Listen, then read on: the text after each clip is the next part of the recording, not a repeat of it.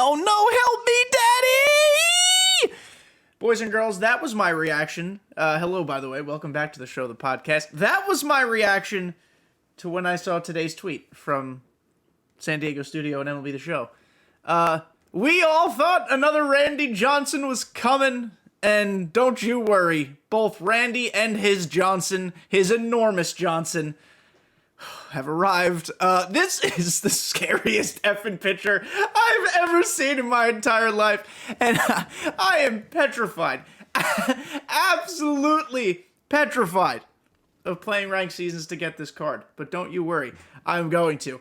Boys and girls, welcome back to the show, the podcast. That was a weird, different type of opening for me, so I hope it didn't pierce your eardrums, and I hope you were listening to it with headphones on so people around you don't think you're strange. Perfect game, Randy Johnson is upon us. So today, we are going to look at Randy Johnson. We are going to talk about how not all 99s are created equal.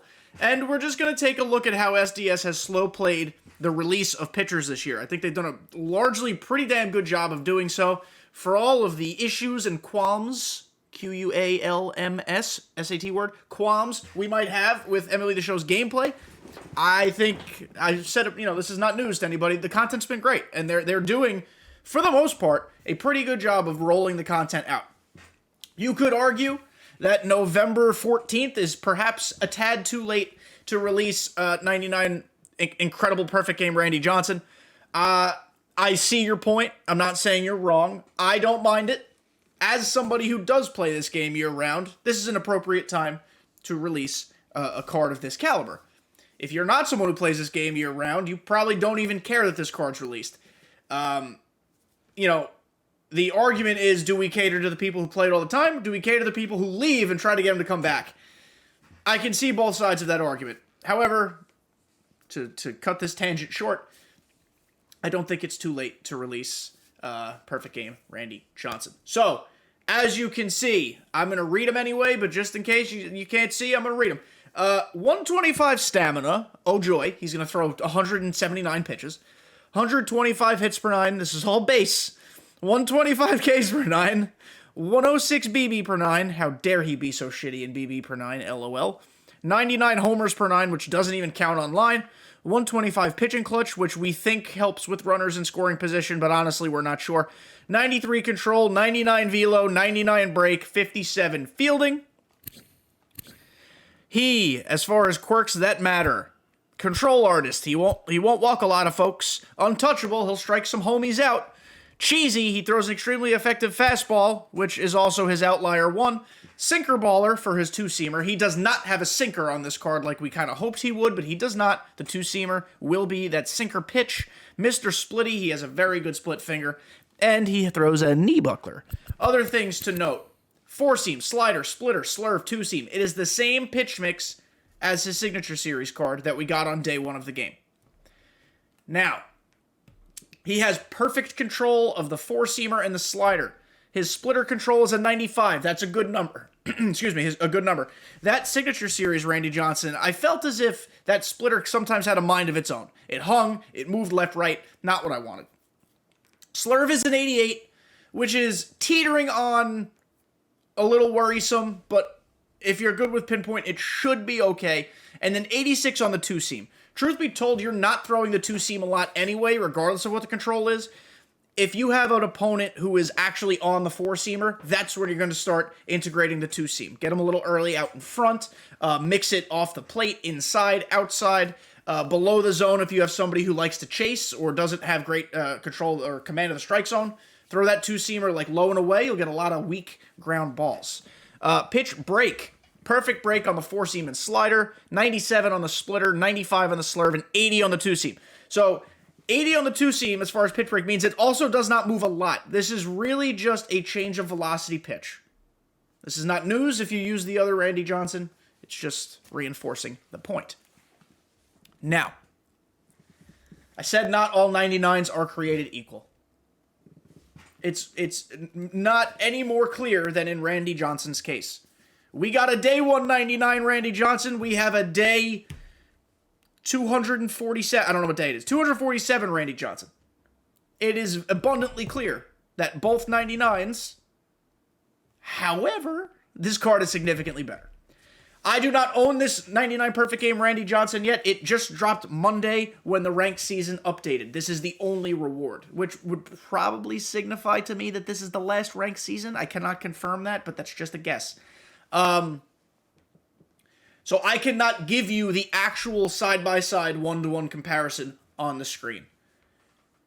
What I can tell you, we're going to go look at the Signature Series Randy Johnson. We will have visual proof. But what I can tell you is that this card just blows it out of the water. It's not even close.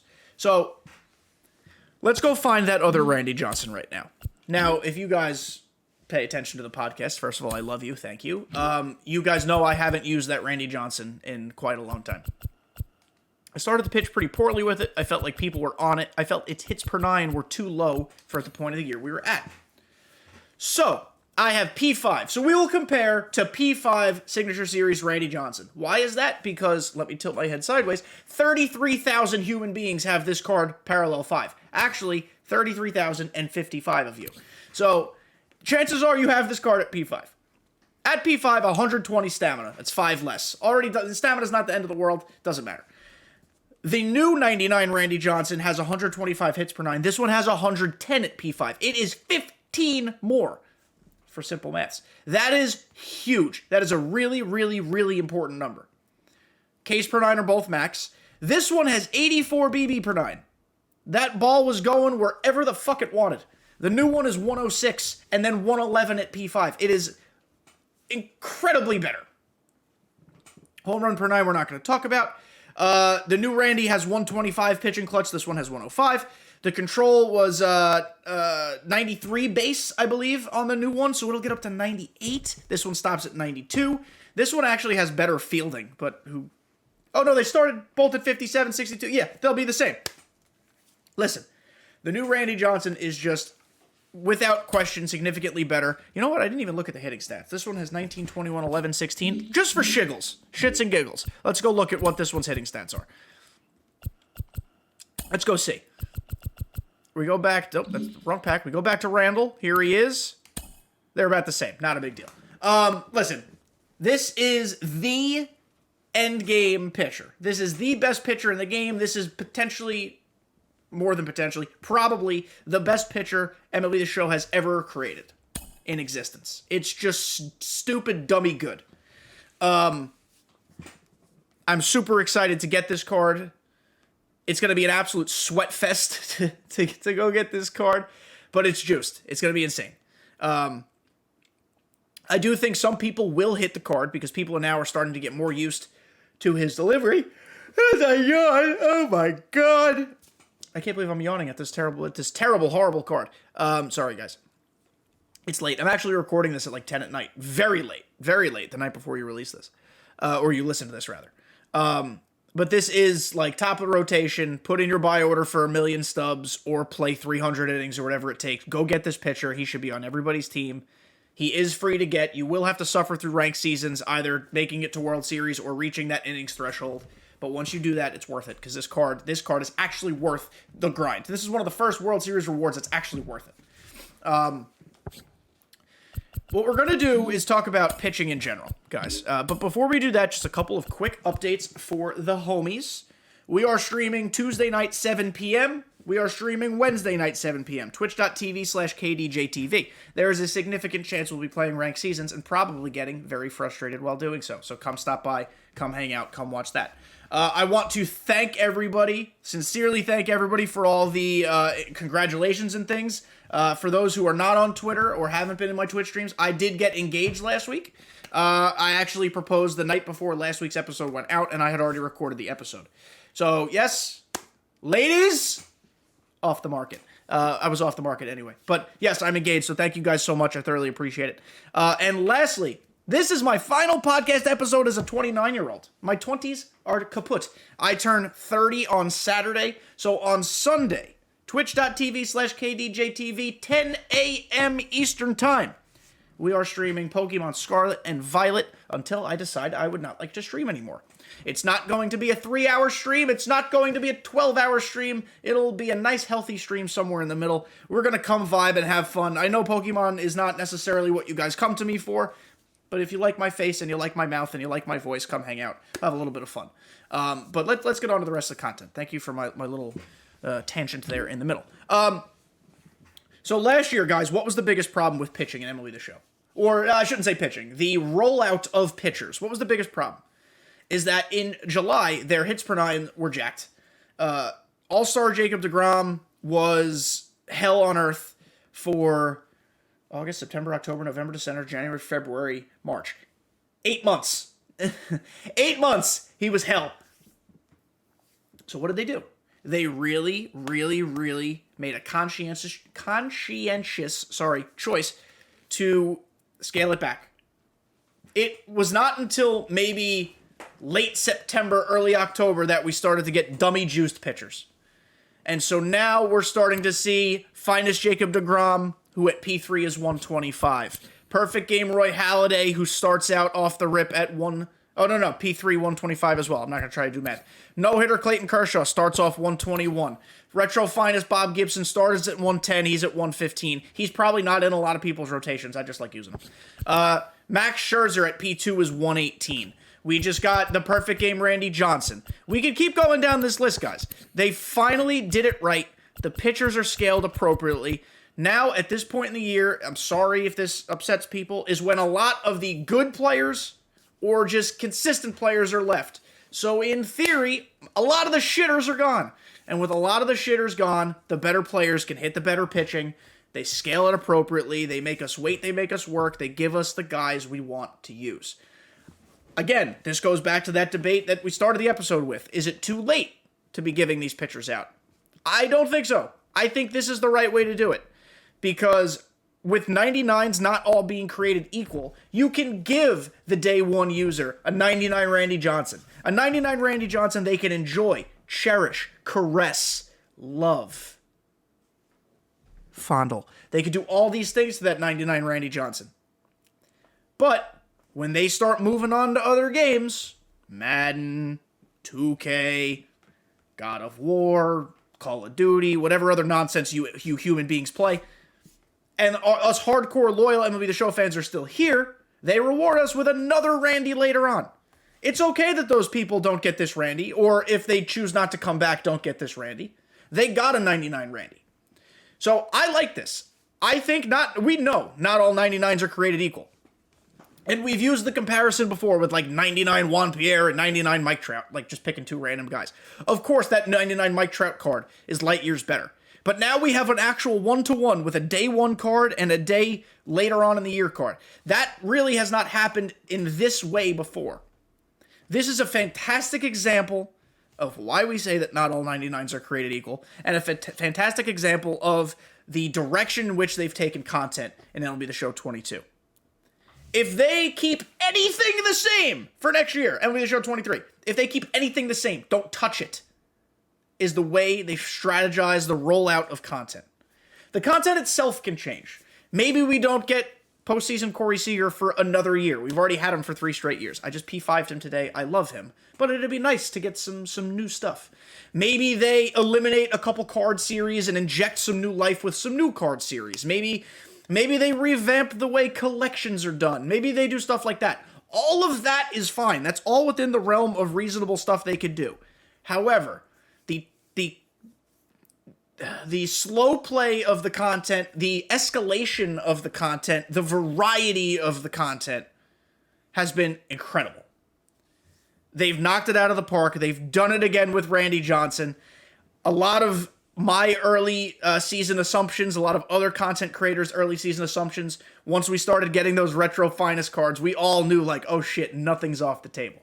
And now obviously I know this 99 perfect game Randy Johnson is not a retro finest. It's a milestone. But that retro finest kind of just opened the door, created the possibility for some cool stuff to happen. Like, 99 Ken Griffey Jr. is not the same as the other 99 Ken Griffey Jr. Not created equally. We have a pretty shitty 99 Lou Gehrig. I'm waiting for another 99 Lou Gehrig that's going to blow its doors off. There are so many possibilities with the way SDS does this content. Yes, there are going to be people who say, "Oh, there's so many 99s. It takes away the value of the 90s." So Fucking get out of here with that. That's just stupid being stupid. It's okay that there are this many 99s. Not every card is made for you. Like, yeah, look at the 99s on this page. There are guys that we don't give a shit about. We're not going to use them. That's for the common person, or the majority of people. There are some people who are the biggest Royals fans in the world. Shout out Nick Theriot. You're thick and beautiful. You might use Brett Saberhagen. Shout out to, I don't even know a single A's fan on the planet of Earth, but maybe Vital Blue's their favorite. Go Dodgers. Don Sutton's here for you. These are cards that other people use and get enjoyment out of, and because they have a 99, they at least have like a semi-viable opportunity to use the card. Right? Not every 99 is equal. Not every 99 is for you. If there are 200 cards in this game with a 99 overall rating, I'm eventually going to count, by the way. That's one of my things I want to do before this season, or before this game cycle's over, is count how many 99s came out. So what? Who cares? It's fine that there are so many 99 overall cards. The fact that there are duplicates of some players is not necessarily unprecedented. If you guys remember from, I think it was MLB 20, Jose Ramirez had like 2 or 3 99s. I think it was 2. One of them was a flashback you got through the XP reward path. Another one was something else. Another one was whatever. That's when content was different, though. A lot of those cards, you could argue, were kind of similar. They just had different arts. There is no denying the fact that 99 Signature Series Randy Johnson is like a rookie card compared to Perfect Game Randy Johnson. And by leaving these milestone no-hitter and Perfect Game cards until later on in the year, we don't get stressed about facing them for 8 months. Remember how often we faced Justin Verlander, like that Jacob deGrom, all those cards, like I said, with those high hits per 9? We've built up to it. We've gotten better as players, hopefully. We've gotten more crisp with our PCIs and more quickie with our swings and stuff. I think they've done a great job. I think pitching is at a great place right now. As far as variety. Maybe not as far as how pinpoint works, but as far as variety goes, I think we're in a great place. Lastly, this is what I think the rotations are going to be. Once I have 99 Randy Johnson Perfect Game, I'm going to rock with deGrom. I'm going to rock with Perfect Game Halladay. I'm going to rock with no-hitter Clayton Kershaw. Perfect Game Randy Johnson will be in there. And then it's between Retro Finest Bob Gibson and Finest Max Scherzer. I have been pitching well with Max Scherzer. He might not be everybody's cup of tea. Corbin Burns is in this conversation. Sandy Alcantara is in this conversation. Aaron Nola's kind of in this conversation. Like, there are plenty of guys you could be using here. Kerry Wood, kind of, sort of. I wouldn't use him, but I guess you could. Tarek Skubal ain't bad. Dylan Cease ain't bad. Walker Buehler ain't bad. Shohei is here. I'm not going to use Shohei, but he's here. Chris Sale, Corey Kluber. Like, there are guys to use, and this is good. Bob Feller, please don't pitch him against me, but Bob Feller's a guy. It's good that there's options. I just happen to pitch well with Max Scherzer. Pitching is a comfort thing. In 17.2 innings, most of this being an all-star event, I have a 1.53 ERA. That's good for an all-star event with a pitcher that doesn't have max velo. So, that's what I have my rotation as. You feel free to make your starting rotation whatever you think. But the moral of the story here, the moral of the story of this episode, is that 99 Perfect Game Randy Johnson belongs in your rotation. If you have Sig Series Randy Johnson, don't just settle for it. Don't say, oh, I have this Randy, I'm not going to try for the new one. It is light years better. Not every 99 is created equal.